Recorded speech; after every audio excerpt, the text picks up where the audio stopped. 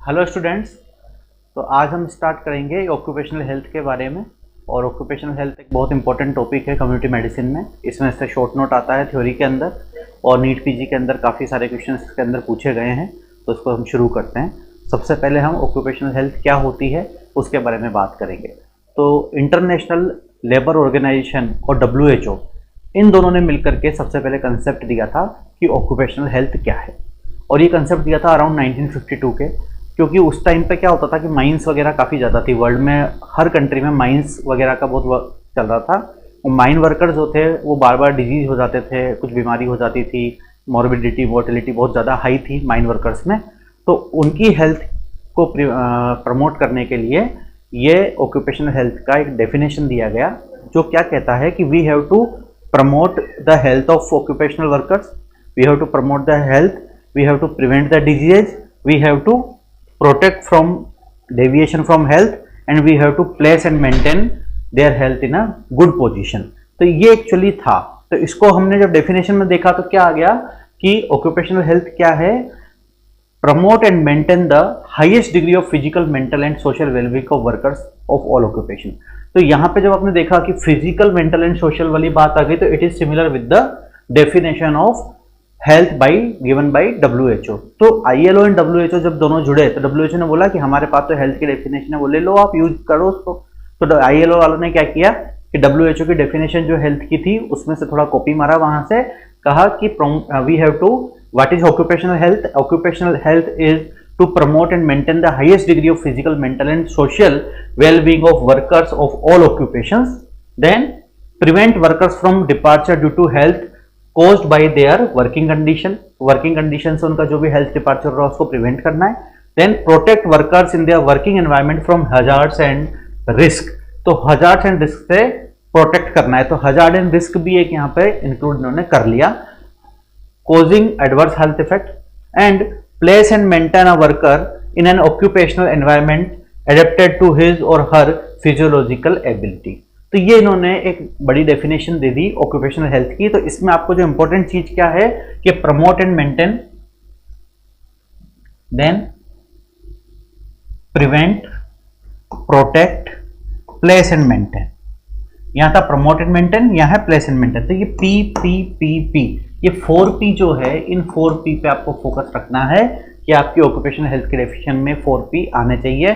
Promote and maintain आना चाहिए, protect आना चाहिए, प्लेस एंड मेंटेन आना चाहिए, एंड क्या आना चाहिए, प्रिवेंट आना चाहिए। ये 4 चीजें आपकी आ जाएंगी तो आपकी ऑक्यूपेशनल हेल्थ की डेफिनेशन यहाँ पर कवर हो जाएगी।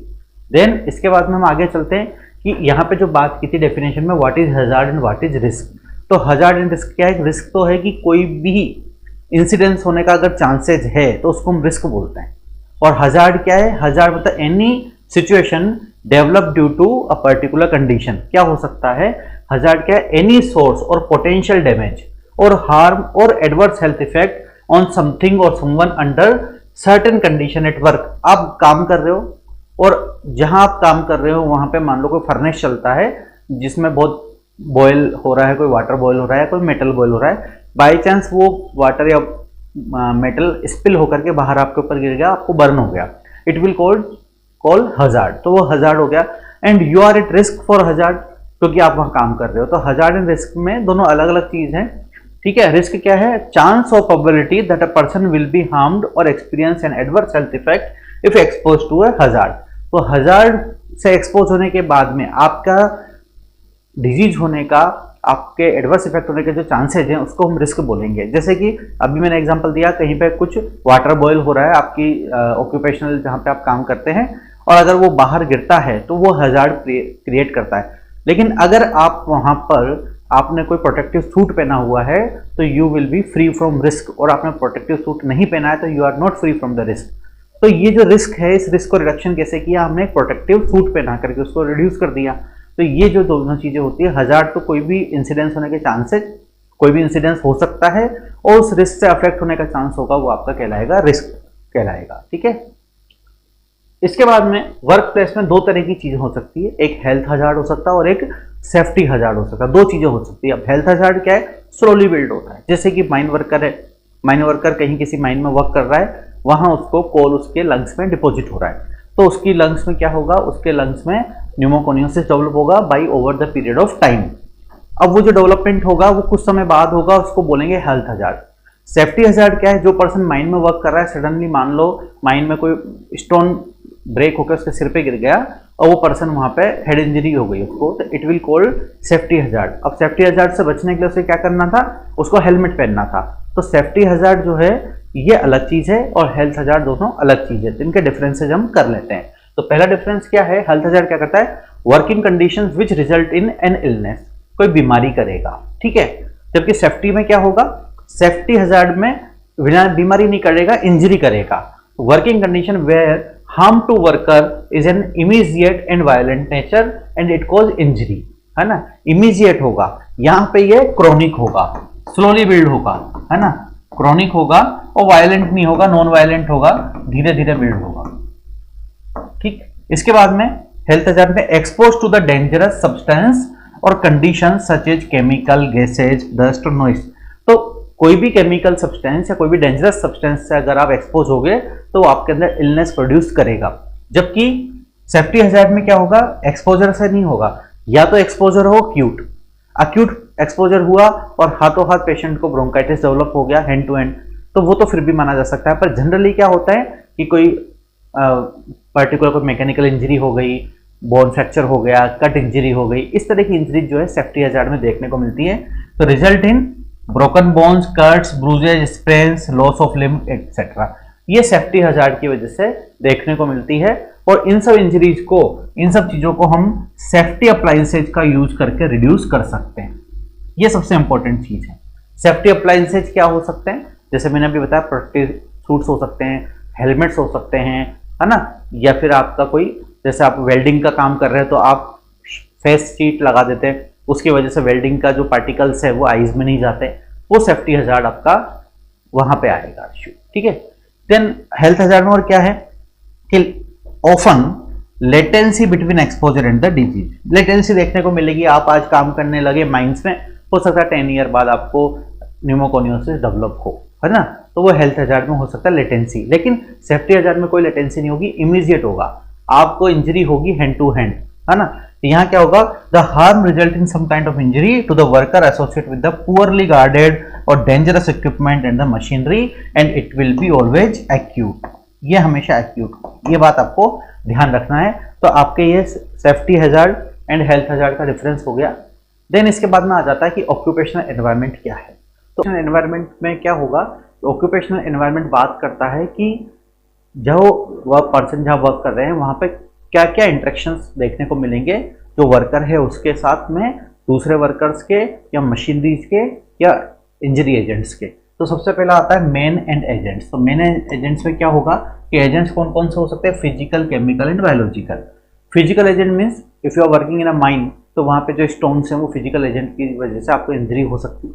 Chemical agent means if you are working in a chemical agency, chemical factory, तो वहाँ जो गैसेज या फ्यूम्स निकलेंगी वो गैसेज या फ्यूम्स आपको डिजीज कर सकती है। And biological, suppose you are working in a leather industry, तो वहाँ से क्यूटेनियस, एंथ्रेक्स एक्सेट्रा जो डिजीज हो सकती है, तो वो आपका एजेंट एंड मेन का इंटरेक्शन हो सकता है।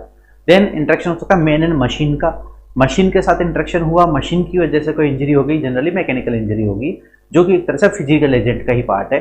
एंड होगा मेन एंड मेन, तो मेन एंड दूसरे जो वर्कर्स हैं उनके आपस के इंटरेक्शन की वजह से उनमें कोई कम्युनिकेबल डिजीज फैल सकती है, उसको हम इंटरेक्शन को मानेंगे मेन एंड मेन में। तो ये तीन तरह के हमारे को ऑक्यूपेशनल एनवायरनमेंट के अंदर इंटरेक्शंस देखने को मिलते हैं। देन इसके बाद आ जाता है वर्क रिलेटेड डिजीज।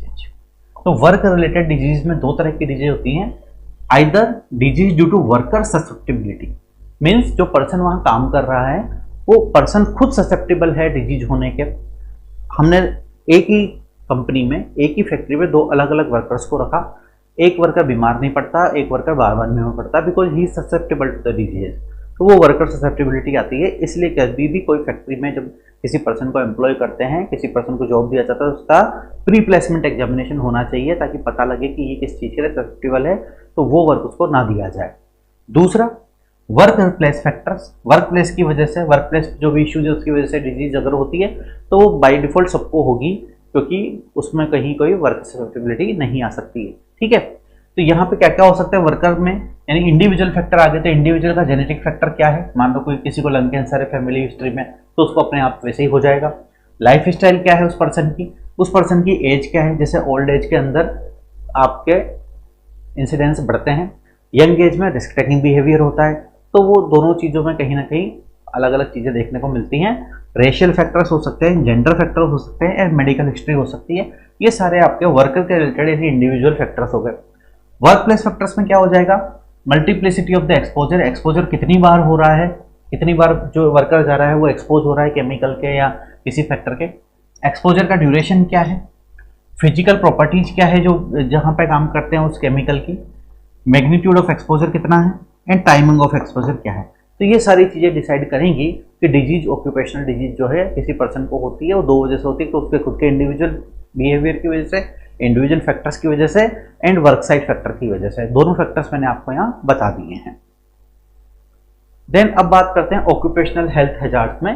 तो कितने टाइप के ऑक्यूपेशनल हेल्थ हैजार्ड्स होते हैं, तो यहाँ पे हमारे पास में there are 5 type of occupational health hazard, physical health hazard, chemical, then biological, mechanical and psychological, तो या साइकोसोशियल भी बोलते हैं। तो ये 5 तरह के 5 टाइप ऑफ हेल्थ हैजार्ड्स, हम 5 में से एक एक करके डिस्कस करते हैं। तो सब